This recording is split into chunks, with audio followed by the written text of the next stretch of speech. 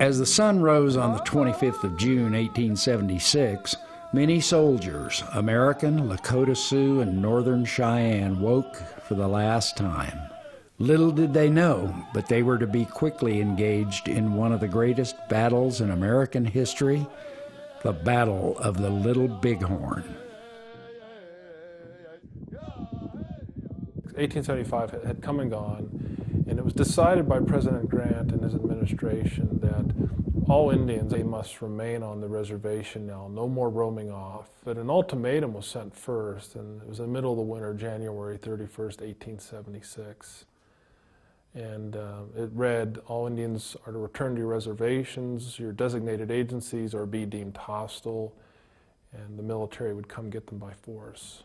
The government's ultimatum was ignored, and in the spring and early summer of 1876, 3 expeditionary forces were dispatched to confront the Lakota and Cheyenne free roamers. On May 17th, the 7th Cavalry, under field command of George Armstrong Custer, left Fort Abraham Lincoln for eastern Montana.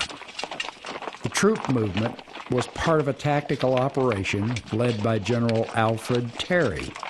The real purpose of this 3-prong attack was to capture and force these people back to the Great Sioux Reservation. It wasn't to annihilate, it was to capture them. And fighting was going to happen. People were going to die on both sides. Custer's Indian scouts found the village and warned him that it was very large.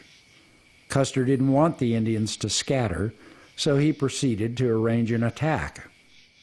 It didn't matter to him the numbers, I believe. I think he was going to go into that village like he always went into battles, headstrong, recklessly, and fight his way out. Custer underestimated the enemy that day. Custer first moved north, seeking a position to ford the river and to flank the village, preventing the Indians from fragmenting. Somewhere between him trying to cross the river far to the north and capture the women and children, and then coming back and waiting for the longest time where the National Cemetery now stands, the tables turned for him. He turns from a long-distance fight to in-close fighting. It was the hardest part of all the fighting at the Battle of the Little Bighorn, the Battle of the Greasy Grass, was Calhoun Hill. That's all hand-to-hand combat. Custer and his remaining men fought for the high ground, what is now called Last Stand Hill. From there, the Indian warriors got closer and closer, tightening the noose around the army. Custer's now no longer the attacker, he's being attacked. The Indians shoot their arrows high into the sky, having those arrows come down behind the dead horses. Woodinlake said their shots quit coming and we rushed up and killed them all.